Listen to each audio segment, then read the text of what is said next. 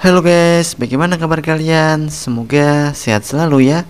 Bertemu lagi dengan saya Ari di channel Kupas Anime. Kali ini saya akan menceritakan manga Jujutsu Kaisen chapter 76 sampai 78. Cerita berlanjut. Kuju menggendong mayat Riko Amane pulang. Di sini, Kuju merasa bersalah atas semua kejadian ini. Kuju bahkan ingin membunuh orang-orang yang ada di sekitar situ.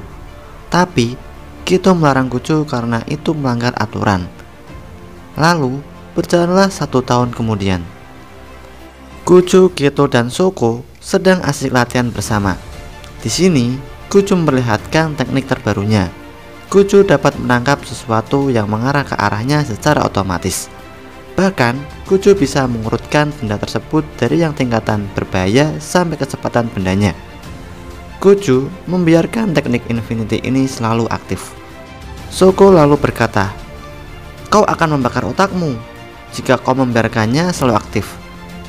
Kuju lalu menjawab, "Aku juga menggunakan teknik Jujutsu reverse penyembuhan diri. Dengan ini, otakku akan selalu tetap segar." Kuju lalu melihat Kito seperti ada yang aneh. Kuju lalu menanyakan keadaannya. Kito pun cuma membalas, "Aku tak apa. Ini hanya stres musim panas." Aslinya, yang dirasakan Kito itu campur aduk. Dia hanya bisa membasmi, memakan lagi dan lagi. Keesokan harinya, Kito sedang duduk sendirian. Tiba-tiba, dia didatangi oleh Haibara.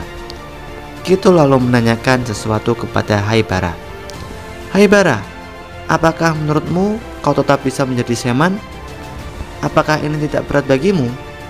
Haibara lalu menjawab, Sebenarnya aku bukanlah tipe orang yang berpikir terlalu dalam loh.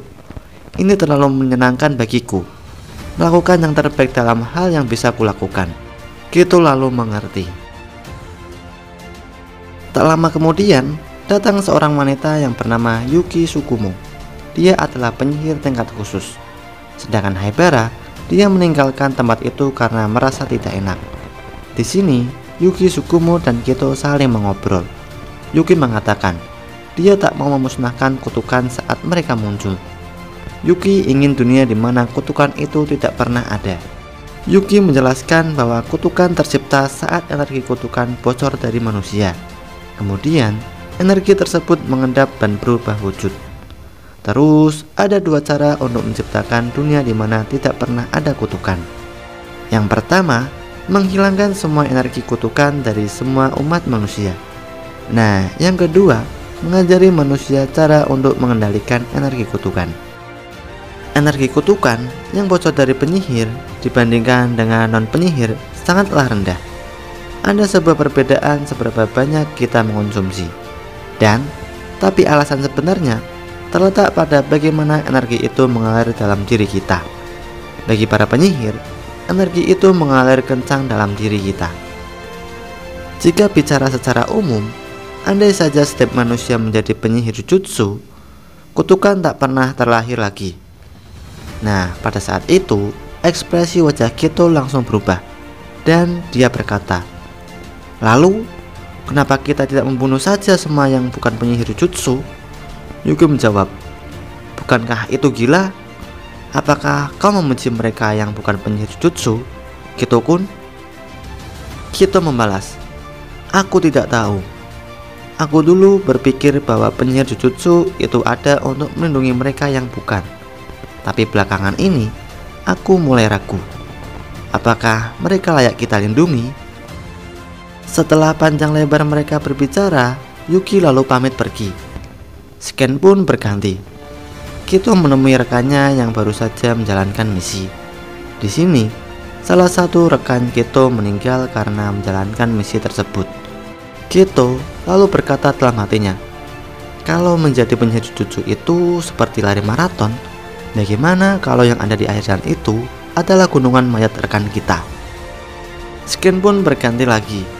Kito ditugaskan untuk menyelidiki kutukan yang menyerang di salah satu desa.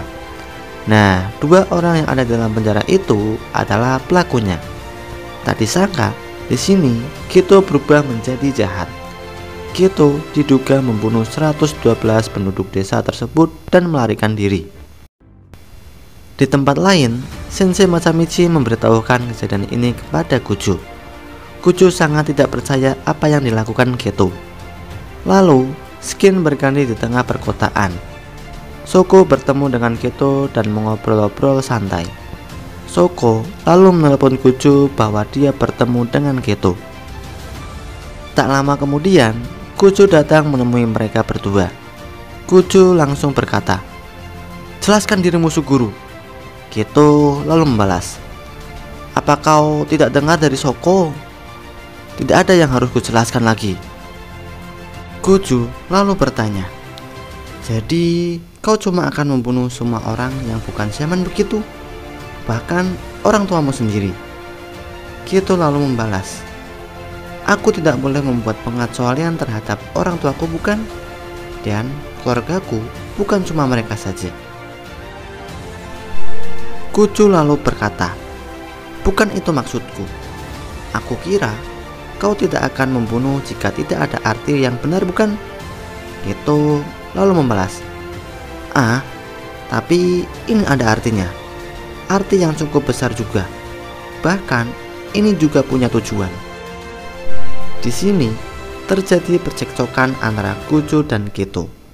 Geto mulai melangkah ke arah yang salah. Kujo berusaha menyadarkan Geto bahwa perbuatan yang dia lakukan itu salah besar. Tapi Geto masih kekeh dengan pola pikirnya yang sekarang. Geto lalu berkata, "Aku sudah memutuskan bagaimana aku akan hidup. Jadi sekarang aku tidak peduli apa yang bisa kulakukan untuk mencapainya." Kujo lalu bersiap menyerang Geto. Geto pun berkata lagi, "Bunuh saja aku kalau kau mau. Setidaknya itu punya arti."